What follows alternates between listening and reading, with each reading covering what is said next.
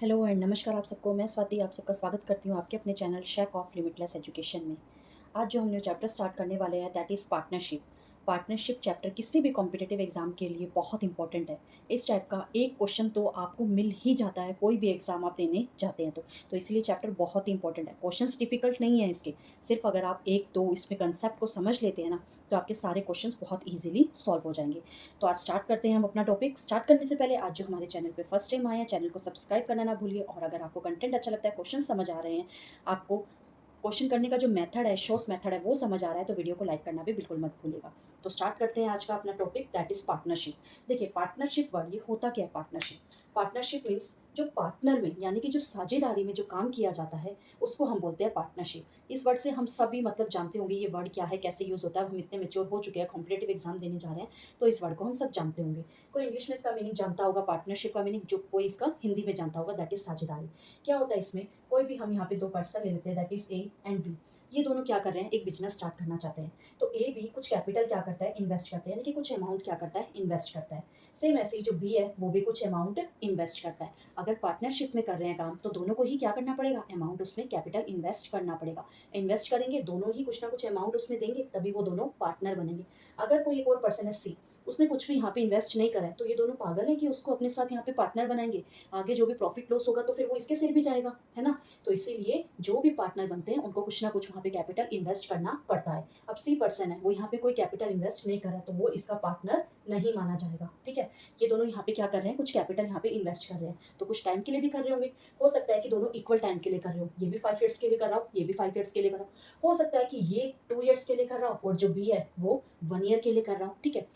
तो जो टाइम है वो उसका जो टाइमिंग है वो कुछ भी हो सकता है, दोनों का सेम भी हो सकता है और कम ज़्यादा भी टाइमिंग हो सकती है। अब इस टाइमिंग के ऊपर और ये जो इन्होंने कैपिटल यहाँ पे स्पेंड करा है उसके ऊपर डिपेंड करता है हमारा प्रॉफिट। अब देखो, जो हम पार्टनरशिप में जाते हैं, कोई बिजनेस स्टार्ट करते हैं तो उसमें आपका प्रॉफिट भी हो सकता है, लॉस भी हो सकता है। नो प्रॉफिट नो लॉस, यानी कोई प्रॉफिट भी ना हो और कोई लॉस भी ना हो, ये भी हो सकता है। बट जो हमारे एग्जाम में ये जो इससे रिलेटेड क्वेश्चंस आते हैं उन हर क्वेश्चंस में हम क्या करेंगे, प्रॉफिट वाले क्वेश्चंस ही डिस्कस करेंगे। इतना डिटेल में जो हम पढ़ते हैं वो कॉमर्स के स्टूडेंट्स होते हैं जो इस चीज़ के बारे में स्टडी करते हैं। हमें जस्ट कॉम्पिटेटिव एग्जाम के लिए करना है तो हम कौन सा टॉपिक यहाँ पे कंसीडर करेंगे कि हमारा जो इन्वेस्ट करने के बाद जस्ट प्रॉफिट हो रहा है, ठीक है। अब प्रॉफिट हो रहा है, अब वो जो प्रॉफिट है कुछ परसेंट ए भी लेगा और कुछ परसेंट बी भी लेता है, ठीक है। दोनों क्या करते हैं, शेयर करते हैं। अब वो जो शेयरिंग है किस पे डिपेंड करती है, उनके कैपिटल पे और टाइमिंग पे, कि कितना वो कैपिटल इन्वेस्ट करे, कितने टाइम के लिए इन्वेस्ट करे, उसी के ऊपर उनका जो प्रॉफिट का परसेंटेज है, शेयर है, वो डिपेंड करता है। क्लियर। होप सबको ये बात समझ आ गई होगी कि पार्टनरशिप जो वर्ड है वो कैसे वर्क करता है।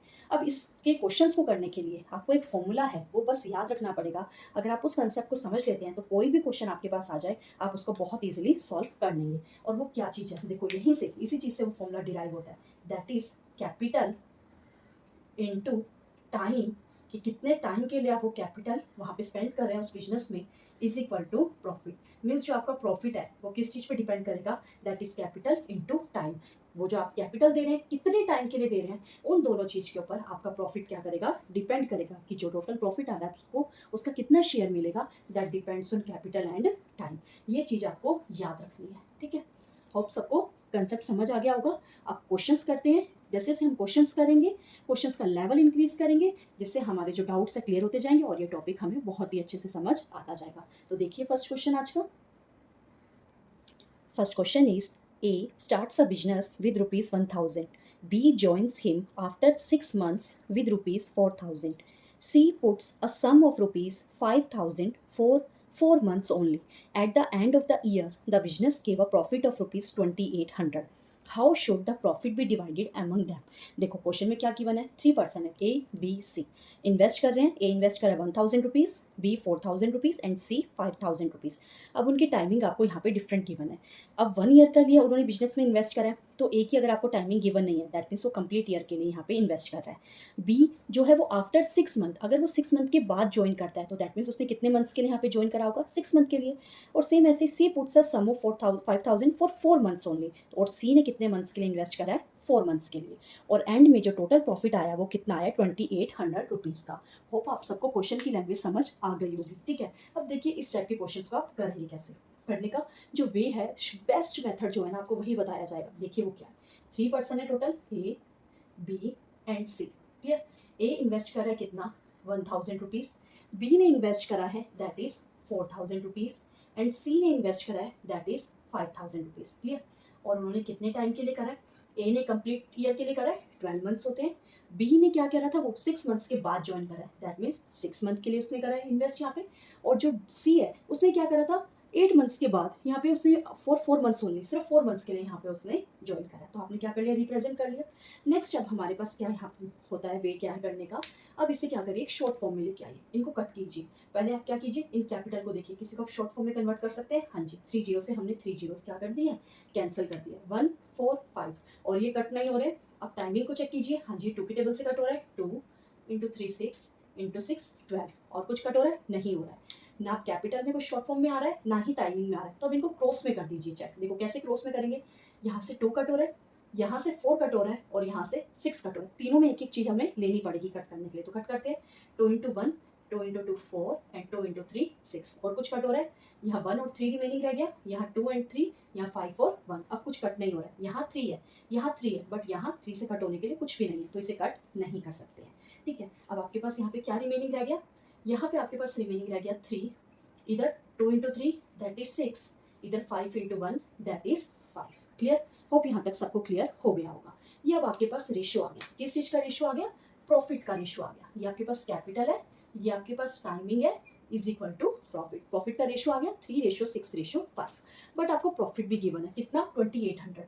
तो इन तीनों को टोटल कर लीजिए। आपके पास ये टोटल करेंगे कितना आ जाएगा, 14 आ जाएगा। बट आपको तो प्रॉफिट गिवन है, कितना प्रॉफिट गिवन है, 2800 का। तो यहाँ से 1 यूनिट की वैल्यू क्या आ जाएगी, इसको जब आप 14 से डिवाइड करेंगे तो आपके पास आ जाए 200।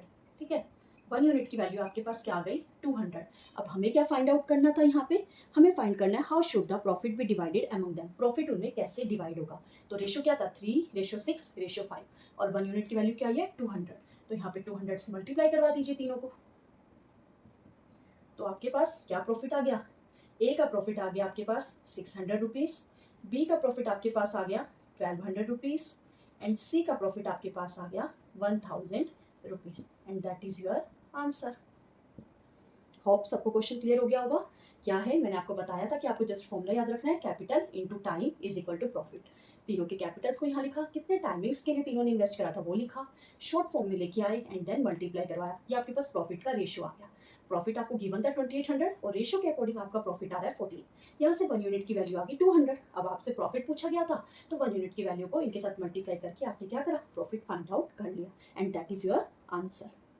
Now come to the next question. Next question is, A and B enter into a partnership for a year. A contributes ₹3,000 and B for ₹4,000. After 4 months, they admit C, who contributes ₹4,500. If B withdraws his contribution after 6 months, how would they share a profit of ₹1,000 at the end of the year? देखो अब इस question में क्या given है, 3 persons again invest कर रहे हैं, A, B and C. Same capital into timing is equal to profit. A कितना इन्वेस्ट कर रहा है, दैट इज ₹3,000, बी ने कितना इन्वेस्ट करा, ₹4,000 एंड सी ने कितना अमाउंट इन्वेस्ट करा है, ₹4,500। ए ने कितने टाइम के लिए करा है, 12 मंथ्स के लिए, बी ने 6 मंथ के लिए और सी ने आपके पास 8 मंथ्स के लिए इन्वेस्ट करा है, क्योंकि उसने आफ्टर 4 मंथ्स 4 महीने के बाद 4 महीने के बाद ज्वाइन किया था। तो कितने 1 ईयर के बाद हमें प्रॉफिट मिला है, तो दैट मीन्स उसने कितने मंथ्स के लिए यहाँ पे इन्वेस्ट करा, 8 मंथ्स के लिए। नेक्स्ट स्टेप हमारे पास क्या होता था, इसे शॉर्ट फॉर्म में लेके आते हैं। ठीक है, कट करते हैं। फिर पहले क्या करेंगे, 2 जीरो से 2 जीरोस कैंसिल करवा लेते हैं। अब ये 5 के टेबल पे जा रहा है, 5 इंटू 6 5 इंटू 8 40 5 इंटू 9, ये तीनों नहीं जा रहे हैं, इनको कर लेते हैं 2 इंटू 6 2 इंटू 3 2 इंटू 4। अब ये तीनों भी नहीं जा रहे, क्या कुछ क्रॉस में जा रहा है, हाँ इसे 3 के टेबल से कट कर लेते हैं, 3 इंटू 2 3 इंटू 1 एंड 3 इंटू 3। और कुछ जा रहा है, इन्हें 2 के टेबल से कट कर लेते हैं, 2 टू द 4 2 इंटू 4 8 2 इंटू 3 6। और कुछ कट हो रहा है, नहीं हो रहा है। तो आप क्या करेंगे, मल्टीप्लाई करवा लेते हैं, 3 इंटू 2 6 4 इंटू 1 4 3 इंटू 2 6। ठीक है, अब आपके पास यहाँ पे क्या रेशियो आ गया, दैट इज, कुछ मिस्टेक तो नहीं की, 2 जीरो से 2 जीरोस कैंसिल, 3 यहाँ पे मिस्टेक करिए ना, 4 के टेबल से कट किया था,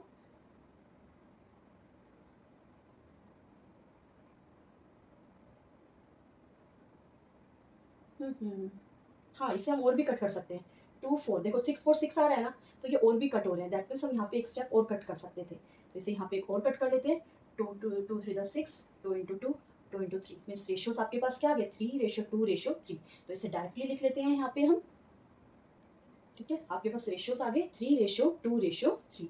आप इसे यहाँ से भी ऐसे कट करके लिख सकते हैं। आपके पास रेशियोज आ गया प्रॉफिट का, बट आपको प्रॉफिट कितना गिवन था, दैट इज 1000 रुपीज़। और आपके अकॉर्डिंग कितना प्रॉफिट आ रहा है, 3 6 7 8, और क्वेश्चन के अकॉर्डिंग कितना है 1000।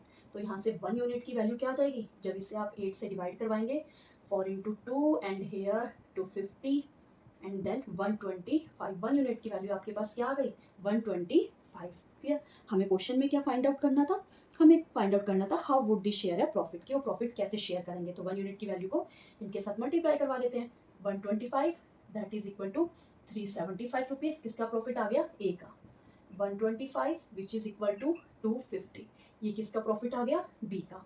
अगेन 125 इज इक्वल टू 375, और ये किसका प्रॉफिट आ गया, सी का। And that is your answer. Clear. Hope सबको ये क्वेश्चन भी क्लियर हो गया होगा। Now come to the next question.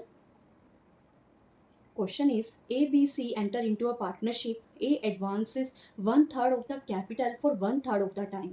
B contributes 1/6 of the capital for 1/3 of the time. C contributes the remaining capital for the whole time. How should they divide a profit of ₹1200? देखो इस type के questions जो fraction में आपको given है investment, ये important होते हैं। तो देखिए इनको करने का अप्रोच क्या होता है। अगेन 3 पीपल है, A, B and C। Same formula, capital into time is equal to profit. ठीक है। ए ने कितना इन्वेस्ट करा 1/3, कितने टाइमिंग के लिए 1/3 के लिए।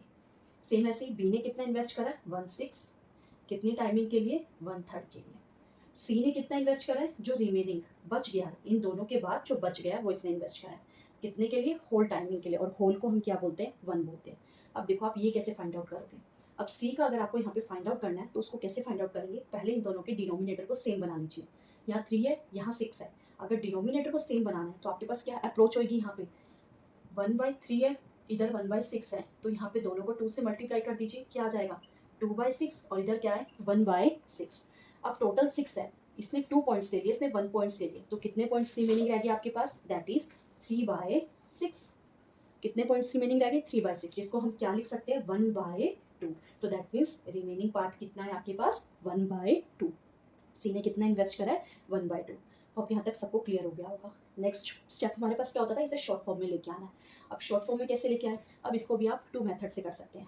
अब जैसे हम न्यूमिनेटर में कैंसिल करते थे, ऐसे आप डिनोमिनेटर में कैंसिल कर लीजिए। यहाँ से 2 कैंसिल हो गया, ये कैंसिल करके यहाँ 3 रिमेनिंग रह गया। अच्छा ये तो 2 के टेबल पे जा ही नहीं रहा है, तो हम इसको ऐसे नहीं कर सकते। अगर ये जाता तो आप डेफिनेटली इस वे में इसको कर सकते थे। ठीक है। यहाँ क्या था आपके पास, दैट वाज 6 एंड हियर 2। अब ये तो कट नहीं हो रहा है, तो हम क्या करेंगे, एज इट इज मल्टीप्लाई करवा लीजिए। मल्टीप्लाई करवाइए, क्या आएगा यहाँ पे 1/9 हेयर 1/18 हेयर 1/2। अब इसको हम कैसे करेंगे, देखो यहाँ पे आपके पास डिनोमिनेटर में 9 है, उधर आपके पास डिनोमिनेटर में 18 है, और इधर आपके पास डिनोमिनेटर में 2 है। अगर हमें यहाँ से डिनोमिनेटर फिनिश करना है तो क्या करना पड़ेगा, 9 18 और 2, इसका एलसीएम लेना पड़ेगा। आपको साफ साफ दिखाई दे रहा है यहाँ पे एलसीएम क्या आएगा 18। जब आप इसे 18 से मल्टीप्लाई कराएंगे, इधर भी 18 से मल्टीप्लाई करवाएंगे, इधर भी 18 से मल्टीप्लाई करवाएंगे, यहाँ पे आपके पास क्या बच जाएगा 2, यहाँ क्या बचेगा 1, और यहाँ क्या रिमेनिंग रह जाएगा आपके पास 9। तो क्या आ गया 219, ये आपके पास क्या आ गया प्रॉफिट का रेशो, दैट इज 2:1:9। ठीक है। ये आ गया आपके अकॉर्डिंग कितना आ जाएगा 12। बट क्वेश्चन के अकॉर्डिंग जो आपको प्रॉफिट गिवन है वो कितना गिवन है 1200 का।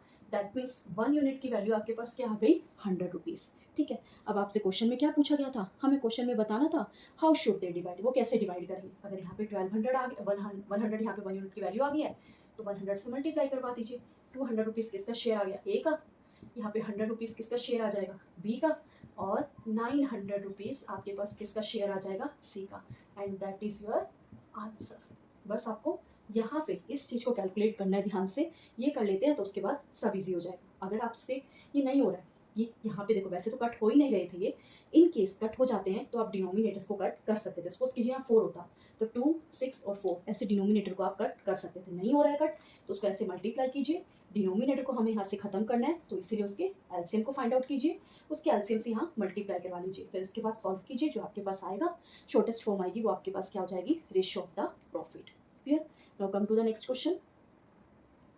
क्वेश्चन इज, ये क्वेश्चन बहुत इंपॉर्टेंट है, मोस्ट इंपॉर्टेंट क्वेश्चन है ये। एग्जाम में इस टाइप के क्वेश्चंस बहुत सारे देखे गए हैं और ये भी एक प्रीवियस ईयर क्वेश्चन ही है, तो इस क्वेश्चन को ध्यान से देखना।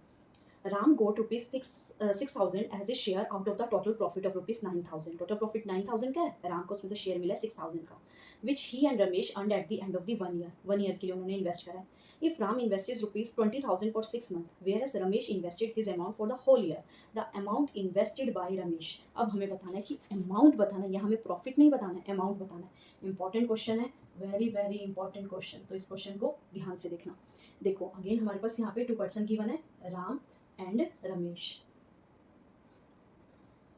ठीक है, क्या करें, कैपिटल इनटू टाइमिंग, कुछ प्रॉफिट अर्न करें। राम ने जो यहाँ पे इन्वेस्ट करा है, कितना इन्वेस्ट करा है, दैट इज 20,000 रुपीज। कितने टाइम के लिए, 6 मंथ के लिए।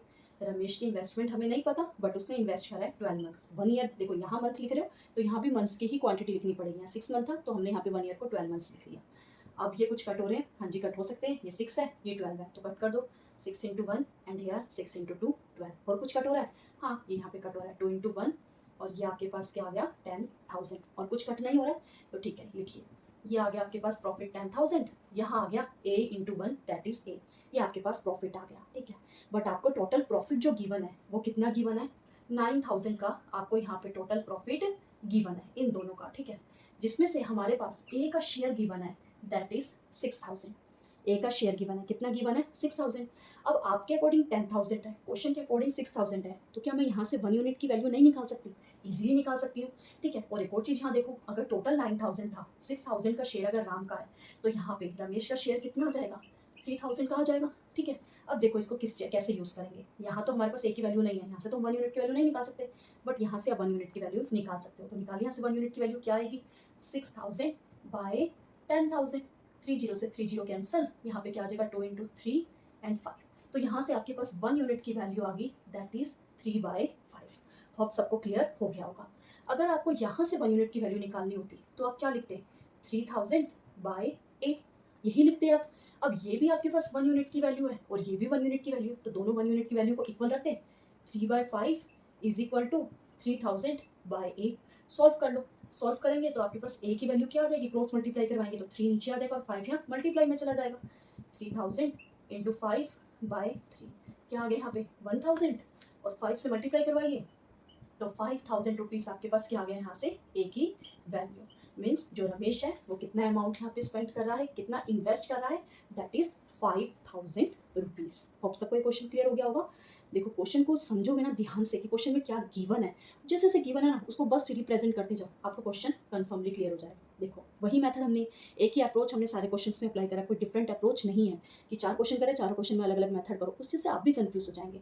एक ही मेथड से आपको जितनी भी अभी तक क्लासेज हुई है, चाहे वो परसेंटेज हुआ हो, एवरेज हुआ हो, एज हुआ, सब में देखो मैंने एक ही मेथड यूज़ करा है। तो वैसे परसेंटेज वाले चैप्टर में भी एक ही मेथड से सारे क्वेश्चन सॉल्व करेंगे। तो हमने यहाँ पे क्या करा, राम के हमें कैपिटल भी गिवन था, टाइमिंग भी गिवन था, हमने उसका कुछ प्रॉफिट यहाँ से फाइंड आउट कर लिया। रमेश का कैपिटल गिवन नहीं था, टाइमिंग गिवन था, तो हमने उसके अकॉर्डिंग वैल्यू लिख ली। टोटल उन्होंने प्रॉफिट दे रखा है 9,000, जिसमें से राम का हमें प्रॉफिट है 6,000 गिवन है, तो फिर रमेश का प्रॉफिट क्या हो गया 3,000। आपके अकॉर्डिंग 10,000 आ रहा है, क्वेश्चन के अकॉर्डिंग 6,000 आ रहा है, इसलिए हमें यहाँ से 1 यूनिट की वैल्यू फाइंड आउट करनी पड़ी, दैट इज 3/5।